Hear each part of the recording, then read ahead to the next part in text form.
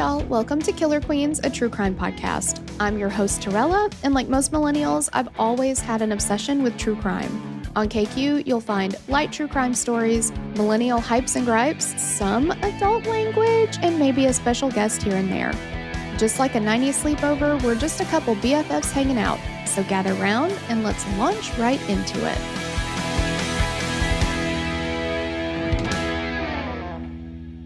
This episode contains discussion of murder and sexual assault. Listener discretion is advised. 22-year-old Chelsea Bruck spent weeks working on a homemade Halloween costume to wear to Big Mike's annual Halloween bash with some friends. She had attended this party before and was looking forward to having some fun and just letting loose. When everyone was ready to go home, though, they had gotten separated. Chelsea had never made it home. And after a year and a half of investigating, her killer was found and brought to justice. All right. This one had a few requests. So I want to give a hey girl thanks to Dorothy Verity Rose. Haven't heard your name in a while. How you doing, girl? And Angela Barr. Thank you guys for requesting this. And thanks to Beth for writing this one up. And this is like a Halloween episode. So I originally heard about this case via Dateline. Who hasn't? We also covered it on Spotify Live a long time ago, but now I'm going to go into all the info. So here we go. This is one of those that is going to really, really, really, really, really make you really, really mad. Okay? Like incredibly mad, window open, everything out. You are out. You come back in, you might go out again. I don't know. We can't know. Okay. We'll see how mad you get. Let's talk about Chelsea's background, though. Chelsea Ellen Bruck was born on January 28th, 1992 in Trenton, Michigan to Matthew and Leanda Bruck. She was the youngest of 5 kids. She had 3 older sisters, Jennifer, Megan, and Cassandra, and they were known as the Bruck girls. She also had an older brother, Nathaniel, and she had a niece named Anna. Chelsea attended St. Patrick Elementary School and Monroe High School. And at the time of her murder, Chelsea was 22 years old. She did live at home with her parents in maybe Michigan. Definitely maybe Michigan. See what I did there, Ryan Reynolds fans? But really it was called maybe. She had been working at a restaurant called Olga's Kitchen as a hostess for 4 years at that point. Chelsea enjoyed watching movies, musicals in particular. She loved listening to music, with her favorite band being Queen, playing video games, especially Final Fantasy 5, 6, 7, 8. It's Roman numerals, and that's been a long time. And watching her favorite show, Doctor Who. Chelsea also enjoyed baking and reading. She had a special love for her dog and cats. And she was described by her friend Penny in the Dateline episode The Halloween Party as a nice and wholesome person who wanted to meet new people. So, like I said, Chelsea worked at Olga's Kitchen, and she actually worked with her friend Becky Brinson. And so they were looking forward to going to this. It was an annual Halloween party at Big Mike's. They talked about it all summer. It was a thing. This area, I really don't understand it. The party ended up being, I'm talking ginormous. Think about if you had a bonfire at your house for Halloween and it got out of control. What is the most amount of people that would show up to that sucker? 50, maybe 100? There was like 700 people at this party. It's chaos down here, Tom. Like, that's insane. But anyway, they were super excited about it. It was a big thing. Everybody went to it. All the stuff. So Chelsea had been working on her costume all the time. They decided they're going to go as Batman villains, and she picked Poison Ivy. And she made this costume herself. She spent hours and hours. She hand sewed all the fake leaves on a green leotard. And then she got herself green tights, a maroon wig with red ends. She got a wine jug that she relabeled as poison that she carried around with her the night of the party. Her costume looked amazing. That is like what you would want as it's just incredible. Like the amount of time she put into it, like you can tell it looked perfect. So again, The party was at Big Mike's. He went by Big Mike. His name is Mike Williams. But the party was at his property. And it was the weekend before Halloween, so Saturday, October 25th. This is in 2014. Big Mike had 2 large tents set up. There were 8 heavy metal bands, one of which he was in, that would play throughout the night. And then later there was going to be a big bonfire. And like I said, I've seen an interview with Big Mike where he estimated about 700 people. You'll read articles or see TV shows that say between 600 and 800. A lot of people. Chelsea and Becky went to the party and they met up with Chelsea's friend Penny Watkins. The girls were having a good time. They're just hanging out, enjoying the party together. Around midnight, the bands stopped playing, and then that's when they lit the big bonfire. And the girls kind of make their way over to the bonfire. As they are doing this, Chelsea accidentally runs into a tent pole and she bumps her nose. According to Becky, Chelsea's nose was not bleeding, but there was a mark left on the spot that she had bumped. Becky and Penny were laughing about it because Chelsea was known to be fairly clumsy, but Chelsea was upset and she wanted to go home. I'm sure that hurt. I mean, and kind of hits your ego a little bit and you're just like, man, I'm done. It's over. Reportedly, she wasn't planning to stay super duper late anyway. I heard one of her friends say. So, she's like, all right. It's like the time I fell down at college. Like, it's all fun and games until you fall down in front of other people. All right, now you have to leave, okay? She needed some Cracker Barrel about it. So she was kind of ready to go. But Becky and Penny were like, come on, let's have a good time. Like, it's going to be okay. Let's hang out. So she kind of got back into it again and she was having fun. Around 1 o'clock on October 26th, all 3 girls decided it was time to head home. Earlier in the night, Chelsea had asked Penny if she would give her a ride home, and she agreed. But at this point, Penny and Chelsea had lost sight of each other, and Penny had to get her sister home because she had to work early that morning. And knowing that Chelsea had other friends at the party, Penny decided to head out with her sister. Becky, who was also getting ready to leave the party, also couldn't find Chelsea. The problem is, because you might be saying, call her. Call her. Everybody's got a cell phone. Call her. Chelsea's costume didn't have a spot. She didn't have any pockets. She was wearing a green leotard with leaves sewn onto it. So she didn't really have anywhere to put her phone. So Becky had actually been holding her phone for her. So when she and Becky got separated, and again, this isn't like we went to a bar together and she went to the bathroom and we got separated. So I'll stand outside the bathroom door, and when she comes out, then we will be reunited. That's not what's happening here. This is a party with up to 700-800 people at it on a large property. You're not going to find them again, possibly. I'm sure that's so stressful. Oh my gosh. So they can't find her. And Becky waited around, tried to get in touch with her, but eventually she ended up leaving because she kind of assumed that maybe Chelsea had found another ride. I mean, she couldn't find her, so. But she did have Chelsea's phone with her. So the next day, Sunday, October 26th, Becky called Chelsea's mom, Leanda, and left her a message letting her know that she had Chelsea's phone and she'd be home all day, that you can swing by and pick it up anytime you want. Meanwhile, Chelsea's family is starting to get worried about where she is. After a while, they started calling around to some of Chelsea's friends and Big Mike to see if anybody knew where she was. Nobody had heard from her. Nobody knew where she was, so they ended up calling the police. That day, Big Mike had been getting phone calls and Facebook messages from several different people, including one of Chelsea's sisters, asking him if he knew where Chelsea was and suggesting that maybe he go search the fields on the property for her.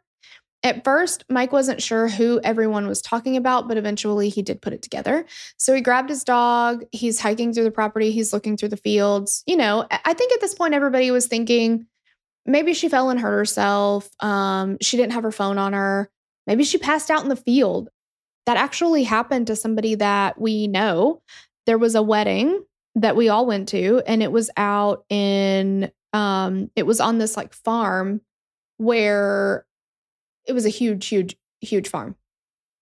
And so this guy had gotten a little too drunk and had gone out into the field and passed out. And honestly, it's a miracle that nobody ran over him because people were just driving through the grass. Everybody was parked in the grass and drove, out that way.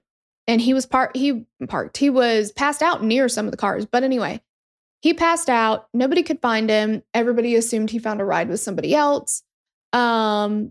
He did have his phone on him, but again, okay, we're millennials. That thing was on silent. We all know that. And he wasn't answering. He was passed out. So anyway, everybody leaves the wedding and he wakes up at like 3 a.m. and he can't get an Uber way out in the middle of nowhere. So he's like, gets up and like walks along the road until he finally he had to walk like several miles to get to where he had better service and where he could finally get an Uber to pick him up. So I think that's what kind of was going through everybody's mind at this point. Maybe she just got a little too inebriated, passed out in a field. She's, he can go out and look for her. Maybe he'll find her. During his search, though, his dog came up on a fox trap and got injured. So he had to go back up to the house and take his dog to the vet. When he got there, though, Chelsea's mom was there waiting for him. And it was described as a chilly greeting. But Big Mike had to leave. He had to take his dog to the vet. When he got home, there were people searching through the field, and that's when things became really alarming for him. Chelsea's family and friends had set up a camp on his property. They had a tent, a generator, and a porta potty.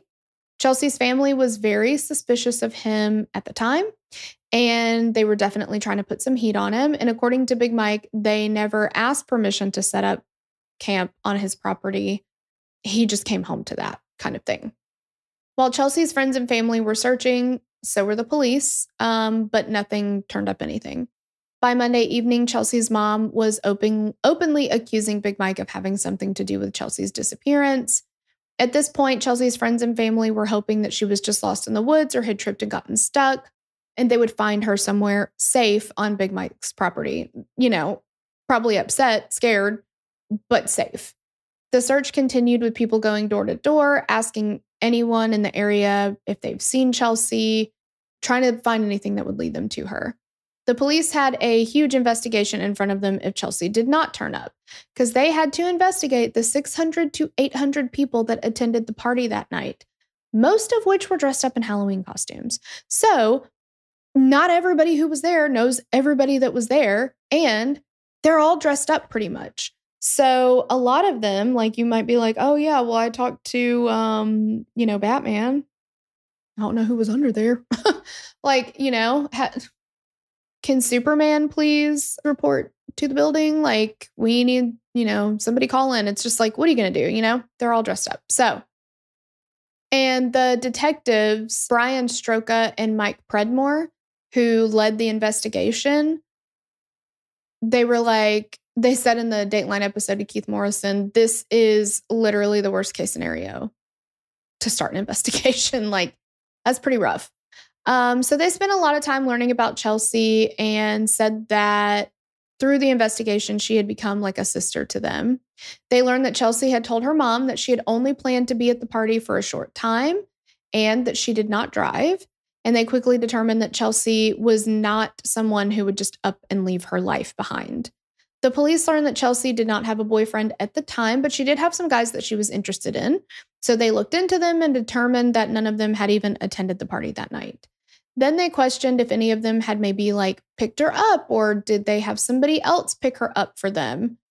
They did bring in any of these guys, and I don't know how many there were. It may have been one or two. They didn't say exactly. They just said we brought them in and talked to them. We searched their homes. We searched their cell phones. Their clothes were connected for DNA and fiber testing. None of that went anywhere. Investigators also made contact with 6 different people who had let Chelsea use their phones at the party. Chelsea had tried calling 2 of her friends that night, one of them being Penny. She had gotten in touch with Penny and asked her if she'd come back to the party and pick her up, but Penny had said that she'd had too much to drink and she couldn't drive. Penny told Dateline that Chelsea didn't seem upset when she said she couldn't go back for her. Detectives learned from witnesses at the party, though, that Chelsea had been seen crying by the fire, saying that she had no friends to give her a ride and that she was cold and she was upset. According to police, Chelsea never tried to call her mom for a ride. And that really, all these people, it's obviously it's nobody's fault with the person who killed her, but all these people that were like, I let her use my phone to get a ride. Like, nobody could give her a ride that was there at the party, even if you don't like know her that well. Like, out of that many people, nobody else was leaving around the same time. Like, I don't know. It just unfortunate situation. A few days after the party and Chelsea's disappearance, investigators received a call from a woman who said that her son had seen Chelsea at the party and had spoken to her about the poison ivy costume that she was wearing. So police spoke with the son, who said that he had seen and spoken with Chelsea around 3:30 a.m., and he said she was tipsy. This witness said that he'd seen Chelsea with a man who was hovering over her. He described him as being tall and slender and having swooping hair, and he was also wearing glasses. He described the person so well that the police were actually able to have a sketch artist draw a composite sketch that was released to the public. After the release of the sketch, the police got a flood of phone calls. They hadn't realized that that was a common look for young men at the time. Big Mike said that a lot of people looked like that, including some members of the metal band from Milwaukee that had played at the party. With the theory that they could have had something to do with it, whether she left with them or otherwise, the police asked the FBI to track them down. However, they all had alibis and they were cleared. The sketch kind of looked like, to me, like, because it had the glasses and everything. I mean, it was 2014. Yeah, it looked like an emo dude from 2014. Like, kind of. I don't know. Kind of longer, swoopy-ish hair, you know? The police received a tip about a man named Harlan Bird. The police brought him in and learned that he'd been at the party with his best friend, and Harlan told the police that he remembered seeing two men harassing a female in the parking lot. He said they were pushing, shoving, and assaulting her, and she was crying and yelling for help. And according to Harlan, he went to help Chelsea, but got some of her blood on his shirt in the process.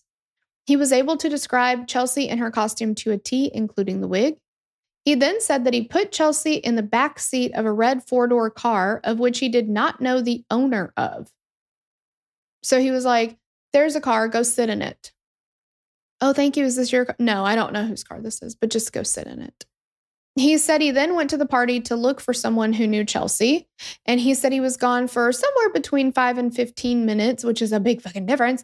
And then he said he came back after that between 5 and 15 minutes, and the car was gone. He didn't know where it went. And Chelsea was gone too. Police asked him about the shirt that he was wearing that night that had the blood stain on it. And he was like, of course I have that shirt still. It was just a couple days ago. But my girlfriend / fiance washed it though. Is that okay? Can you still get what you need if it's washed? And they were like, is she your girlfriend or your fiance? First of all, like, are you trying to mark it's complicated on Facebook right now? And no, motherfucker, we can't get anything off that. So thanks for nothing. They also went back and forth about the blood because his story about her having a bloody nose wasn't super clear. And remember, the friends said she ran into something, but her nose was not bleeding. He said at first, he's like, yeah, I saw this girl. She had a bloody nose, blah, blah, blah. And then later they're like, well, hang on. You said she didn't have blood on her nose. He's like, well, no, I didn't see the blood on her nose, but she rested her head on my shoulder. So I assumed it came from her nose. And they're like, well, did you see it or did you not? Because earlier you saw it and then you didn't see it. Now you see it. Now you don't. Like, which one is it? And he was really weird about that. Couldn't answer that question. And then they're like, did you take this girl? Did you rape this girl? Did you kill this girl? And he's like, no. And they're like, dude, did you even see her that night? Did you even see her at all? And he was like, no, I didn't. It was just a lie. I just wanted to look like a hero that I had helped her when other guys were being rude to her. I wanted to look like a hero. So he was arrested and charged with lying to the police because what the fuck? And he's also now like a suspect because now you done gone. Oh, wow. Now you done gone and put you put the pressure on yourself. You put police eyes on yours. Nobody was even looking at him. And he was like, ooh, hey. I'm going to make a bunch of stuff. Hope that doesn't make you think I did something wrong. Chelsea had been missing for over a week when her family held a candlelight vigil and prayer service at St. Charles Catholic Church in Newport, Michigan.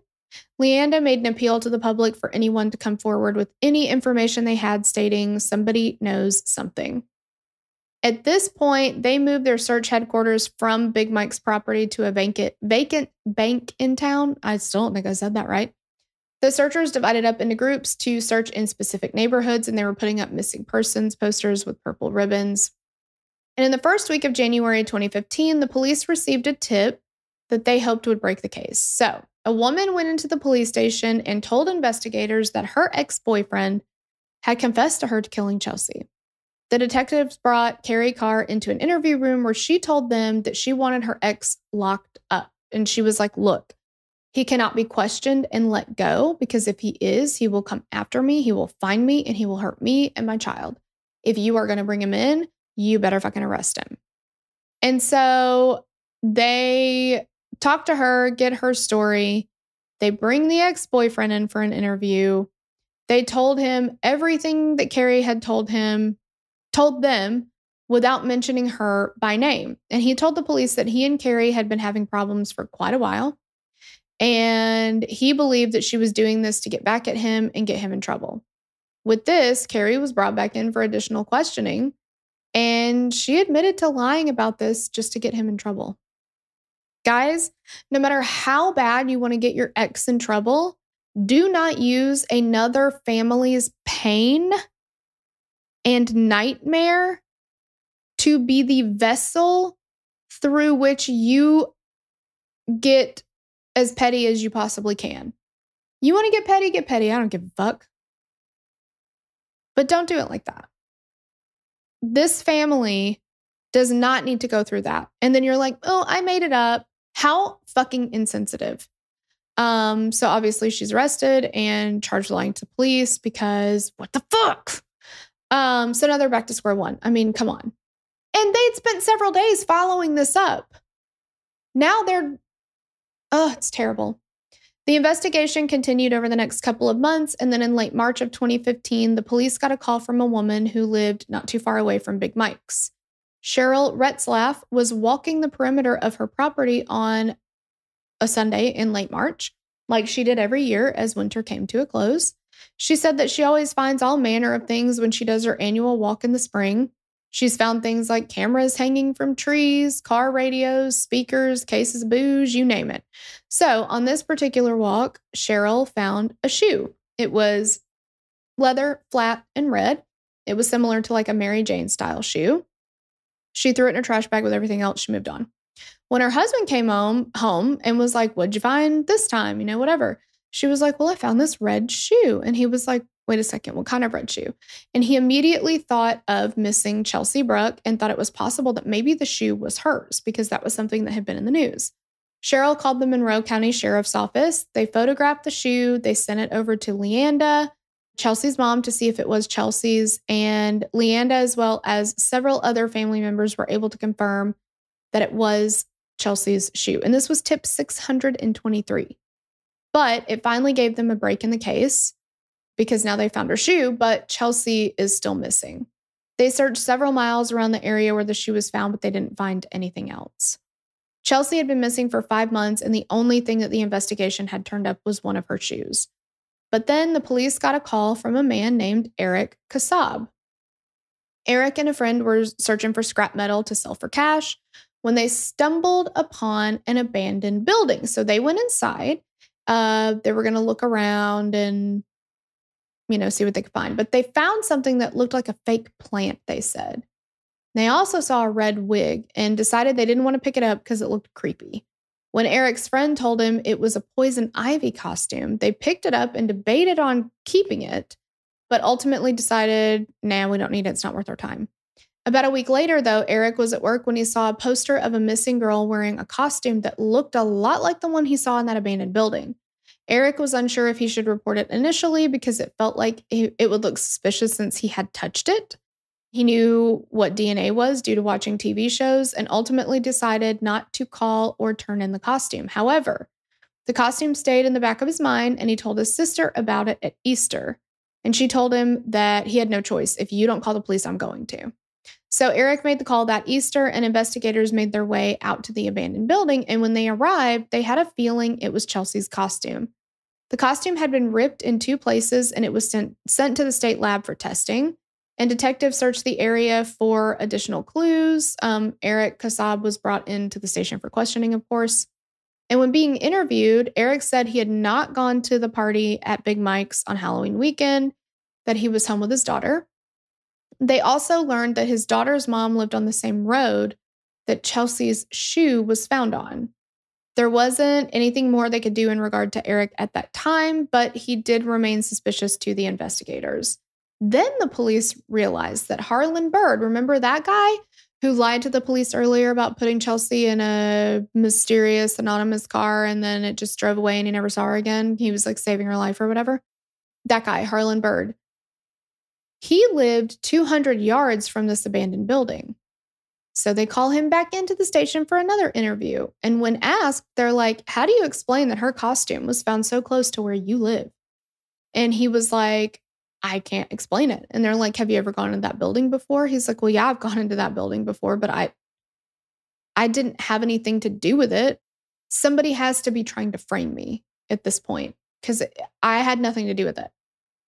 He ends up agreeing to take a polygraph test, which he does pass.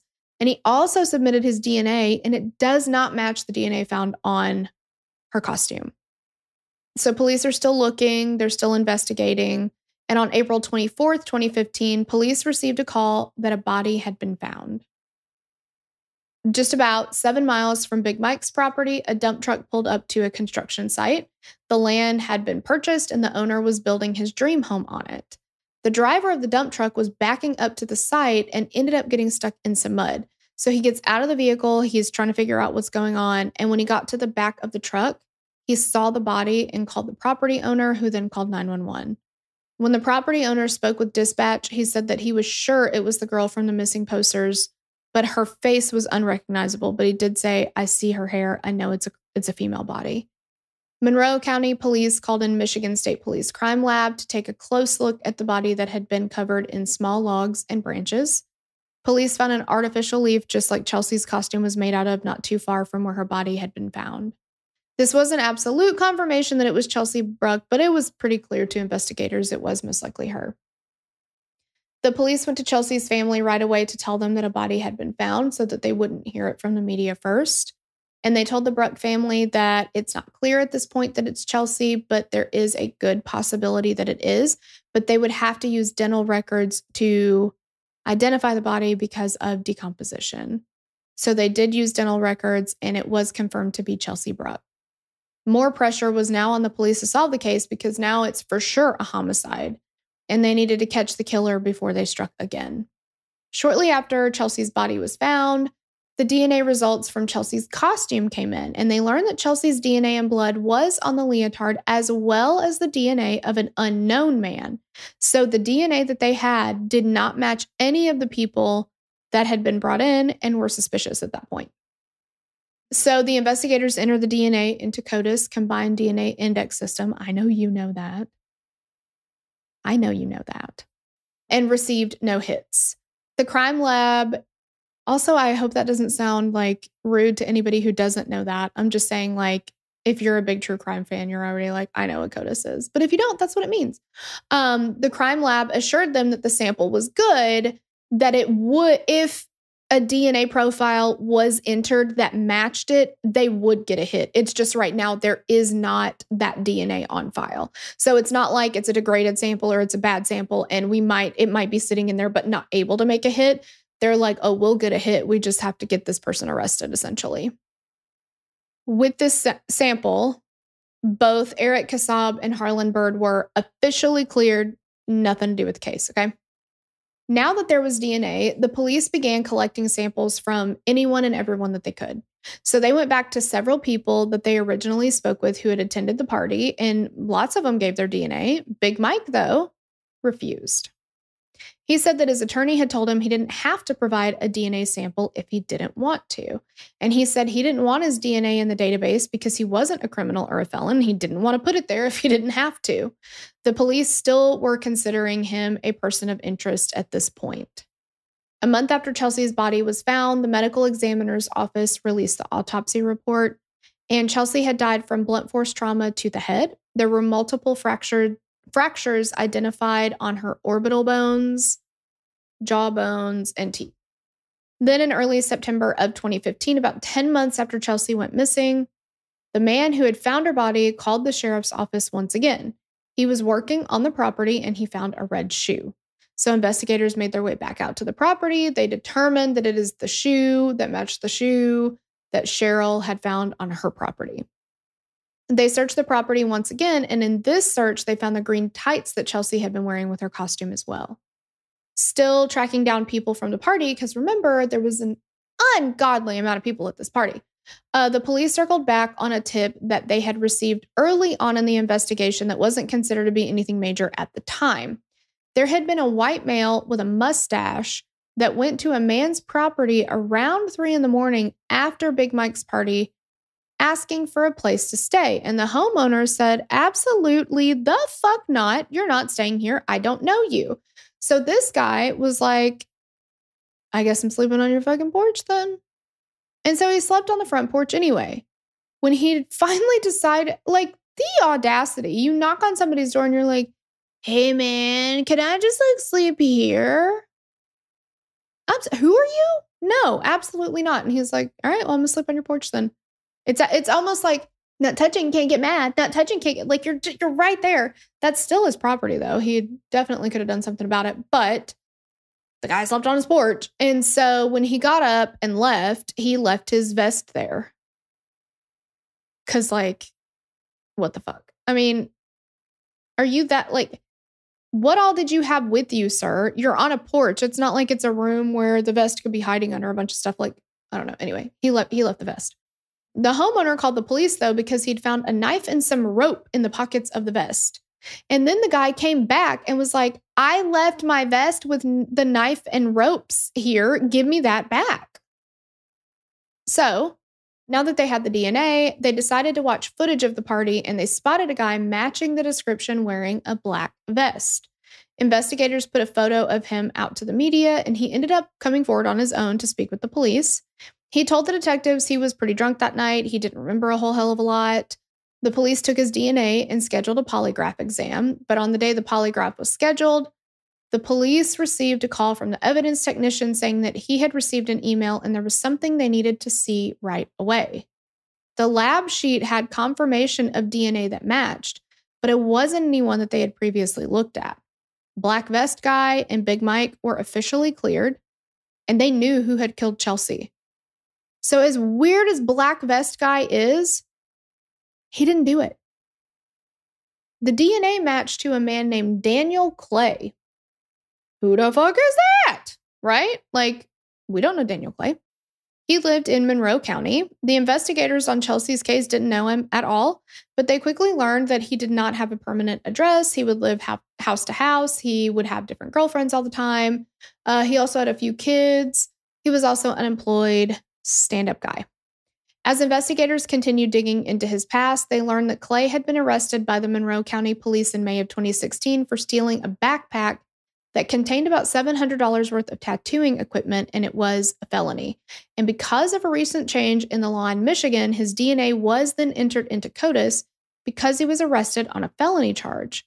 Before this, DNA was only entered if you were convicted of a felony, not arrested for one. Despite having his DNA, locating him proved to be fairly difficult because, as we said, he doesn't have a permanent address. There's no door they can go knock on. At the time, Clay also had 2 warrants out for unpaid child support. Are you surprised? So once he was located, they set up surveillance and made a plan for his arrest. They were going to arrest him for his warrants and not tell him that he was a murder suspect right away. So they find him, they surround the trailer, they went to the door. He didn't want to come out. He tried to flee out the back door, but there were several officers back there as well. Did he think they only came to the front door? I mean, I don't know. I guess maybe he didn't realize it was like a whole thing and not just an officer knocking on the door, but like there's more than one of us, dude. So he was booked and taken to jail. And once in the interview room, they did ask him about Chelsea. He denied knowing her, seeing her, having ever heard of her, any of the stuff, right? He said he did see that she was missing on the news, but that's the only way that he knew her, anything like that. He said, but I know a lot of women. I'm a real ladies' man. I'm a lover boy. I like to smoke weed and have sex. Like, that's all I like doing. He said he had 2 children with 2 different women. He had another one on the way. He was living a nice and simple life. He said, quote, I live like it should be the 70s, like free love, peace and love. That's my motto. Like, I don't like fighting, really. I don't like violence. I just like smoking weed and having sex. I know you do, Reggie Ray, but feels like you might like something else too. The detectives cut to the chase and they're like, okay, Daniel Clay, riddle me this. Why would your DNA be with Chelsea? If you've never met her, is there any reason? Are you sure? Are you sure you didn't meet Chelsea? Because your DNA, we just want to know how would your DNA get there? And he's like, can't think of any way. I've never seen her. My DNA shouldn't be on her clothes. It shouldn't be in her hair. It shouldn't be anywhere. And they were like, are you sure you don't know her? Is there a possibility that you know her? He's like, well, I did have sex with someone that night in the back of a car. I don't know who it was, though, but I did have sex with someone, so maybe it could have been her. I don't know. I like to think it wasn't her, but it might have been her. He said after he had sex with this unknown woman, he called his baby mama and left. When pressed, he finally admitted that, yeah, it was Chelsea that I had sex with, but she was totally fine when I left her. She was fine. Everything was fine. He said she got out of his car and she just walked away and everything was fine. Now, police had not revealed at this point what type of DNA had been found, so Clay assumed it was semen. So, if he had sex with her, consensual sex with her, then that would explain his semen, and they, in theory, in Clay's mind, would be like, oh, okay, well, can't do anything about that. It's your semen. You had sex with her. Okay, free to go. What they didn't tell him was that what they found was skin cells. And what they said was the way that those skin cells would have to come off is like through forcefully doing something. Like it was like a lot of skin cells, I guess. This I don't totally know about. The longer I research true crime, touch DNA becomes a little less reliable to me as far as like, you don't know what was done to put that there and you don't know when it was put there and stuff like that. But that's what they're saying. So he says, no. We just had sex. It was consensual. I had sex with the girl. That's it. So at this point, the police are like, we're going to lie to his ass. And they tell Clay that this was something that only Chelsea's mom and the police knew. And they said, look, Chelsea had brittle bone disease. Okay. So if you like touched her, her bones would break. Her bones are made of glass, basically. Nobody else knows that. And he said, oh my God, I have that too. I break my fingers a lot. And then he's like, can I have a cigarette? Because I have like a whole brand new thing to tell you. Now, what I remember is that I saw Chelsea walking down the road after the party. I offered her a ride. He said that they had sex and she was getting freaky. Things were getting freaky. And so Chelsea said, hey, I want you to choke me. And he's like, I mean, I've had girlfriends who like to be choked. I know how to do it. So I was like, yeah, okay, fine, I'll choke you. And so he started choking her and then they switched positions and then she was underneath him, but then she just kind of stopped and then she went limp. And he tried tapping her face and he was like, I don't know, I guess I choked her too hard or something. She just like died. Like that. People who choke people to death, the thing that they say in their confessions is it took so long. I did not know it was going to take that long. It felt like I had to hold that position forever. It takes so much longer than you would think. And he was like, oh, yeah, I gave her a little choke. And it was just like, well, dead. Sorry. So, I didn't know what to do. I attempted CPR. I kind of hit her on the chest a little bit.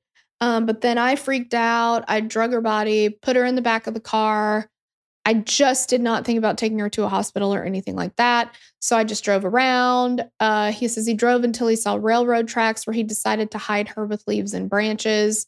He had absolutely no explanation as to how her costume ended up in an abandoned building 5.5 miles away. I'm sure you don't. Daniel Clay was arrested and charged with the murder of Chelsea Bruck on July 22nd, 2016. Upon his arrest, he called his girlfriend Jessica, who also worked at Olga's Kitchen with Chelsea and Becky. Jessica was the one who broke the news to Becky that her boyfriend had been the one to kill Chelsea. Daniel Clay confessed to an accidental killing, not murder, and pleaded not guilty to the first-degree murder charge. The trial took place in May of 2017. The prosecution had to prove that Daniel Clay murdered Chelsea despite having no eyewitnesses and no proof. The prosecution's stance was that Daniel Clay demanded something from Chelsea and she said no, so he used massive force to get what he wanted and killed her in the process. They believe it was possible that maybe she did accept a ride from him and maybe knew him, but then he likely forced himself on her. And that's what I think happened too. I don't know if she knew him or not, because she obviously worked with his girlfriend, so maybe she'd seen him before and thought, well, this guy's safe. Maybe he said, I go out with Jessica that you work with. I recognize you. Do you need a ride? And she thought, oh my gosh, this is somebody I know. I trust this person. I'm not going to rant about how you can be sexually assaulted and killed by somebody that you know and therefore have a reason to trust. Because it happens. It's more likely for that to happen than for it to be somebody that you don't know. Yet we still have people in comments on social media saying, well, you shouldn't have got in a car with somebody you didn't know. She did. She at least knew of him. If your friend or coworker's boyfriend offered you a ride when you didn't have a ride from a party where everybody in the whole fucking town is at, you would probably take that ride because you have no reason to not trust that person and they are known to you. It's not a random person that you've never met before. It's Jessica's boyfriend. Anyway. When the medical examiner took the stand, she stated that because of the state of decomposition that Chelsea's body was in when it was found, she could not evaluate whether or not she had been asphyxiated. But what she did say was, Daniel Clay can say all day long that he accidentally choked her because she had asked to be choked while they were having sex. But choking someone to death is not an accidental process. You have to mean it because you have to do it for so long. It takes time. It's not a 10-second thing. It's not a 30-second process.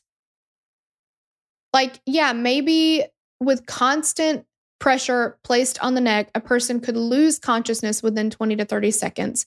But at that point, the constant pressure would need to be maintained on the neck of an unconscious person for an additional 2 to 2.5 minutes before a victim would die. And sometimes up to 5 or 6 minutes, I've read in other cases. So it's not a quick process. And also, if you stopped right now and you paused this right now, and you set a timer for 2 minutes, 2.5 minutes, that's additional. So we're talking about 2.5 to 3 minutes. Set a timer for one of those and just sit there in silence for that long. It will feel like an eternity. It will feel like an eternity. You have to mean it. Clay had told investigators that Chelsea had removed her clothes willingly, but according to the prosecution, this was not possible. And they presented the green leotard to the jury and stated that Chelsea would have had to have been wearing the costume when she was beaten for it to have so much blood in it or on it. And with the rips, and some of the blood was underneath the leaves, so she was still wearing it. And with the rips on the strap and in the crotch area, the costume had to have been forcibly removed. It makes me sick. It makes me sick. And a leotard is not that hard to tear, but you still have to use some force to do it. I was in a situation with the guy I was dating at the time, and we were just in high school. He would have been, 17 at the time? He ripped my belt in half. He ripped my underwear in half. It was nothing. Like it was nothing.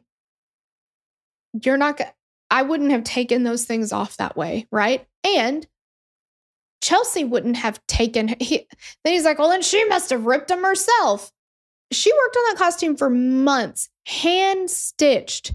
That was going to be hung up in her closet forever. Like, come on.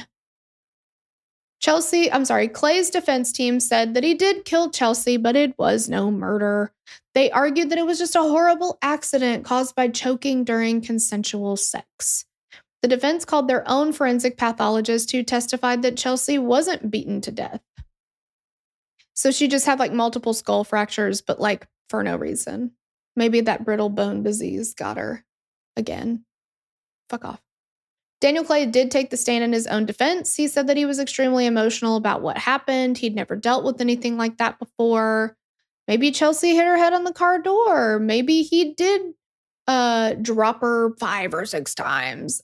He thinks that the skull fractures came from when he was dumping her body because maybe he dropped her a bunch. Maybe he dropped one of the logs on her head or something. But that was an accident too. She wasn't alive when those skull fractures were done. So I don't know. I don't know what to tell you. He said he didn't mean for her to die. And when asked why he didn't report it, he said he was too drunk and high and he didn't know where her body was. The jury deliberated for less than a day before coming back with a verdict. He was found not guilty of first-degree murder, but guilty of felony murder, which is murder during the commission of a crime. And in this case, the crime was sexual assault. And he was also found guilty of concealing the death of an individual. Clay's sentencing hearing took place 2 months later. Many people wore purple in honor of Chelsea. Leanda, Chelsea's mom, spoke directly to Clay during her victim impact statement, and she said, quote, "Today with the strength from Jesus Christ, I forgive Daniel Clay because if I don't, all that has happened the last 2 3/4 years will destroy the rest of my life. But forgiving is not forgetting because forgetting would mean that Chelsea didn't matter, that Chelsea was not important, that Chelsea didn't exist. Mr. Clay, I am leaving you with the Bible. Jesus came to heal our mess of a life, and I hope you will let him heal your mess." Wow. That's powerful. Daniel Clay told the court that he would keep the Bible as long as he could and that he was sorry for what he had done and what he had put Leanda through. When it was time for sentencing, the judge said to Clay, "What's very clear to me, Mr. Clay, is you're a liar, a rapist, and a killer. It is the sentence of this court that you be sentenced to life in prison without the possibility of parole." His sentence for the concealment charge was 40 to 60 months. The thing is, though, Chelsea wasn't Clay's only victim, though. Shortly before his arrest for Chelsea's rape and murder, he assaulted another young woman. And in June of 2017, he was tried and convicted for that as well. All right, guys, that's it. Please be careful out there at parties. Please stick together. Please have a buddy system. Unfortunately, we cannot get rid of people who wish to harm other people. So unfortunately, the only thing we can do is stay vigilant and try to be as safe as we can. So please do that. I love you guys. See you next week. If you like this episode, be sure to like this episode and follow the show so that you never miss out on new episodes. Get in on the conversation on Facebook and Instagram. You can find us at Killer Queens Pod, or you can join our Facebook discussion group at Killer Queens Podcast, where we discuss cases covered on the show and all things 90s. If you want to submit a case to be covered on the show, visit killerqueenspodcast.com/case submission and just complete the form. And if we cover the case, we'll give you a shout out on the show. Lilas.